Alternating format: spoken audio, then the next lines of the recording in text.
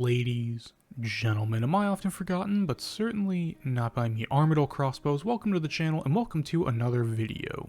This video is an update to my Ranged DPS guide to showcase the new items that came out with the Zamorak boss. Before we get into this video, I just wanted to make a quick note. We are very close to 1,000 subscribers, so if you could hit that subscribe button, that'd be greatly appreciated. I don't want to make this a common badgering for subscribers thing, but we're pretty close to the goal. So if you aren't subscribed to the channel, consider hitting that subscribe button to stay updated on future video releases. So without further ado, let's go ahead and get into these new items.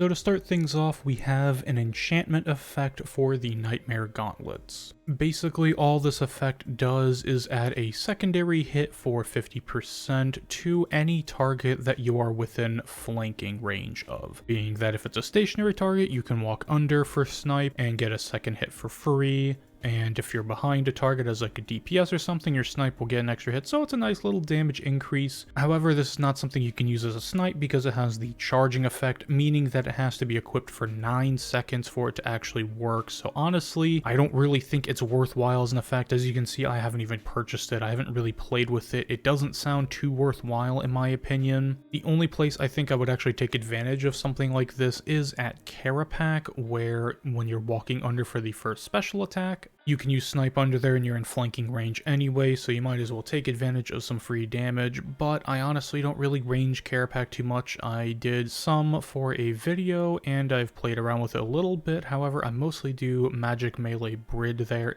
And honestly, this is a pretty underwhelming effect as far as an upgrade, but it is an upgrade nonetheless. But most of the time you're going to be using Cinderbanes anyways, so if you have the spare GP, go ahead and pick one up, but it's definitely on the latter half of the list as far as upgrades are concerned. Next up, we have another enchantment for the Stalkers ring. This gives the Stalkers ring an additional % chance of critical strike, so basically an extra % of crit chance, and it adds 3% crit damage to any crits that you get. So basically you're sacrificing 1% crit chance for an extra 3% damage when you do crit. So overall, this ring is pretty much better if you're bow camping than Reaver's ring, simply because you get the free damage and it's not for just, some specific abilities, it's for all the abilities when using a bow. So if you're at Zami, or you're at Solak, or you're anywhere where you're using range, Rago, whatever, it's better to just go ahead and bring the Stalkers ring because it's going to be better damage overall in my opinion. I'm 99% sure that's how the damage checks out anyways. In my head it sounds better, so you might as well bring it in my opinion. And for the cost of the enchantment, I believe it's around 100, maybe 130 mil. It's a pretty worthwhile upgrade and I would recommend getting this if you can afford it. Now last but certainly not least is the Bow of the Last Guardian. This is the tier 95 two-hand bow that has come into game from the Zamorak boss. So if you want all of my thoughts on this bow, I do have a video review out on it, the item itself, the bow, and my thoughts. And it is a long video, a full in-depth video kind of doing an analysis of it and stating what it is, what it isn't, and all of that jazz. But to give you a quick rundown, it is basically just a T95 bow. It can use any type of arrow. It is not a charge bow. It does require arrow usage,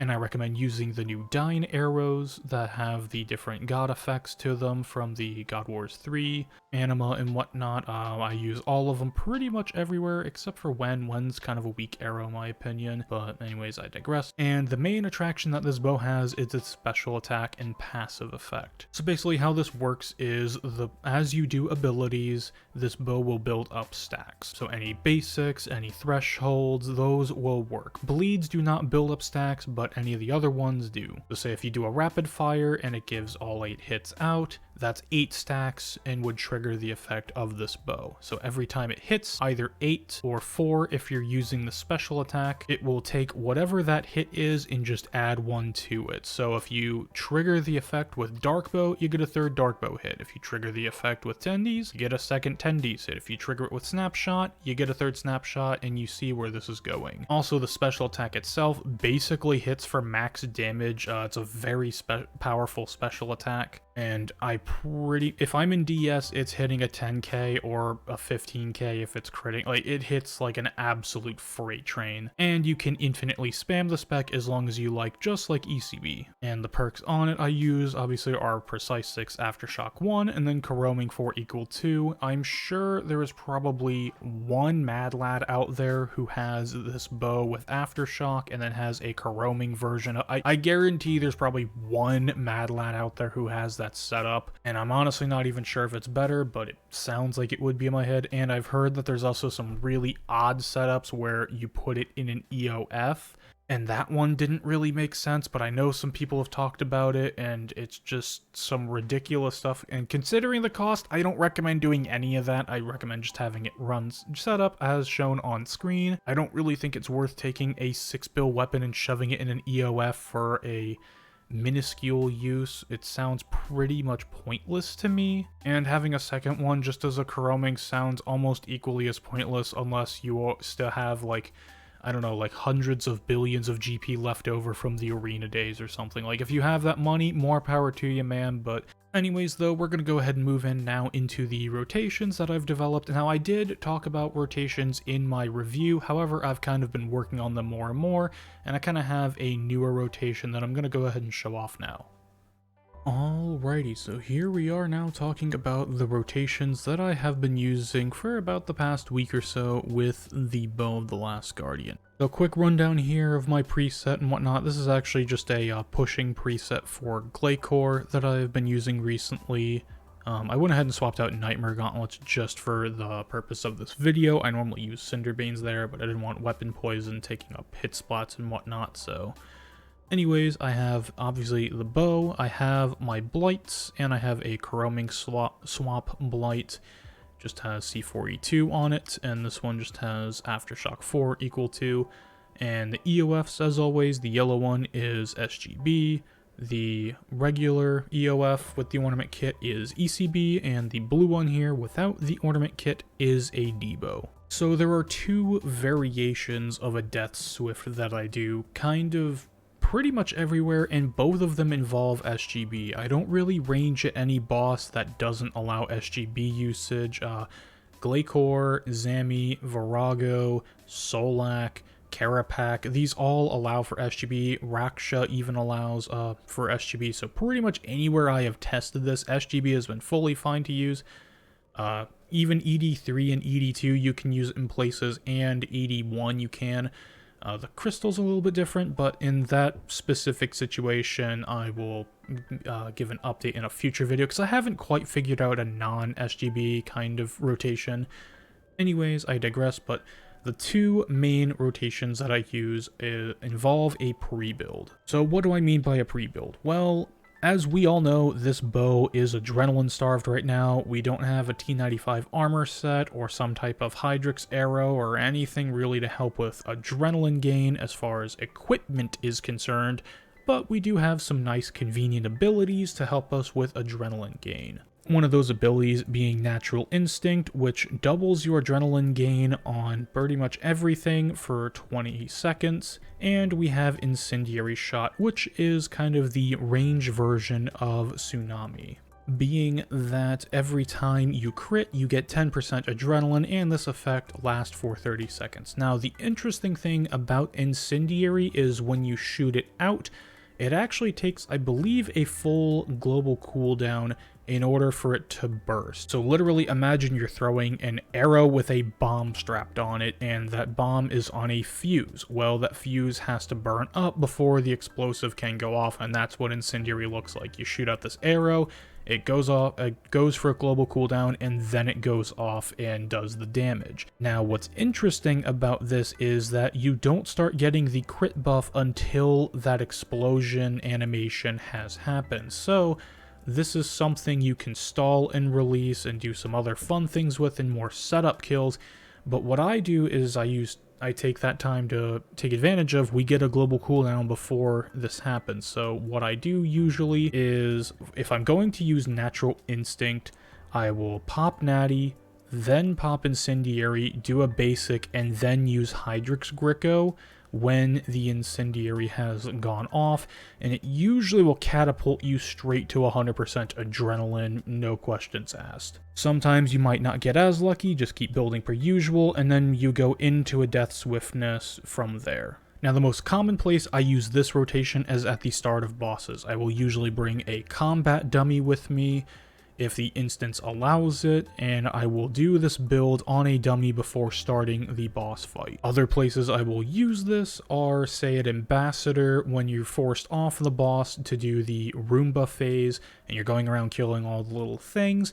You can go ahead and take that time to use a nice big build rotation like this to get your DS all built up, and you are absolutely buffed out of your mind with all the adrenaline you could possibly want to basically delete the boss. Now, if you want to spice things up a little bit during your builds when you're in a boss fight, is use something like Divert to help gain additional adrenaline quickly. Now, you could either use this in your natural instinct, or you could use this in the incendiary shot part of your build.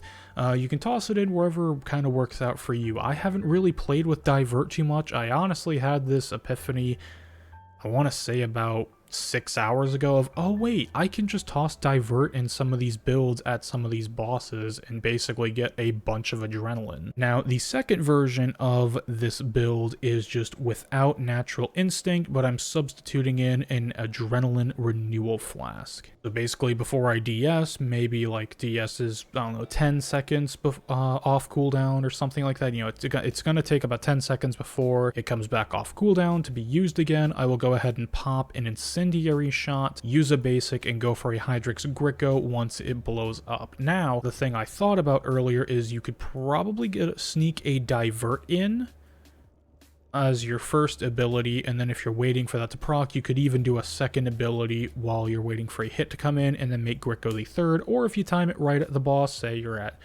Solak or something like that, where autos are guaranteed to hit you pretty much all the time, you can use that really to your advantage and gain some adrenaline very quickly, and then you just build up to 100. If I get the adrenaline fast, like I say, I get a really big Hydrix proc and I'm basically 80-90%, I will save the apot till I start the DS, but sometimes if I get unlucky, that's when I just pop the apot to help get me back to 100% as fast as possible and get into another Death Swift. Alrighty, let's go ahead and do an example of a Nati pre-build into a DS. So typically when I start the boss, the first hit will be the bow spec, so just keep that for reference. So what this would look like is go and attack, we'll go ahead and do a natty, and we got really lucky here, so we'll go ahead and hit incendiary. I'll hit one basic with the bow into a Gricko, another basic, start it up, and I'll go ahead and do two basics here, ECB, and then go ahead and do bow spec into a Gricko, pop the SGB, and then I'm just paying attention to my stacks, do a snap into a Debo. I'll hit two basics here, to another Debo, because we have a lot of adren. Hit the rapid here, try and get some more crit adren. Didn't get any refunds there, so we're on 3, and I'll go ahead and get a double tendies here. Into another Gricko, I'll do the snipe for a double snipe. I'll hit two basics here for another snapshot. And then eventually I would go into another bow spec, but that's roughly what my DSs are going to look like. They're not always going to be exactly the same. Sometimes I go a little bit more risky and go for more dark bow specs to really try and get some damage out. Sometimes I'll go for another ECB. It kind of depends on what boss I'm at and what I'm really doing. It is important to try and get 2 SGBs out per DS. However, sometimes that is a little bit obnoxious to do, and something I'm still playing with as an idea is whether or not it is better to get the second SGB out or go into another bow spec and start playing with it that way and have a 5th arrow or an additional arrow SGB outside of DS. I'm not sure which is better yet. I assume getting the SGB inside of the DS is better, but I'm honestly not quite sure, and it's just all part of the learning process. Alrighty, so now I'm going to go ahead and do a build with just Incendiary and the apot and give an example of kind of what that looks like. So again, what I would do is I would just start out with Incendiary shot, Go ahead and hit a basic and then go for a Hydrox Gricko. We got enough adrenaline and it's kind of paying off here. So we can just go into a DS and go for an apot. I'm going to go for an ECB and then do a bow spec because we're on 3. Go for the SGB with the extra arrow. I'm going to do a bleed here and go for a rapid fire to really try and cash in on some extra adrenaline. Hit a snap, go for a triple debo. Into a Gricko. I'm going to go for a tendies here. Basic. Second basic. I'm just going to go ahead another Debo. Into a Gricko. And I'm going to go ahead and finish off with a rapid fire here. And then maybe another bow spec or something like that. Like I said in the Natty rotation, I'm not sure if finish getting a second Debo, or not Debo, a second SGB off inside of Death Swift is better than going for a bow spec at the end of DS and then just having a additional arrow SGB with the bow spec active. I'm still not quite sure which one's better. They both seem kind of situational. It's kind of a toss-up. And again, this is kind of a rough idea that I follow, is making sure that I'm using Gricko to get a second tendies off easier. Rapid fire is a nice filler if you're waiting for time or trying to get more adrenaline, because it will always put you on the same number of stacks you started with, being that it's 8 hits and it gets an additional hit with the rapid fire out, and with ECB up, it's good damage as well. So if you need some filler, Gricko before SGB always works nicely. Snapshot before Debo will line you up very nicely. And other than that, those are kind of the general rules I follow with DS. And that's about it. So we'll go ahead and move into some final thoughts.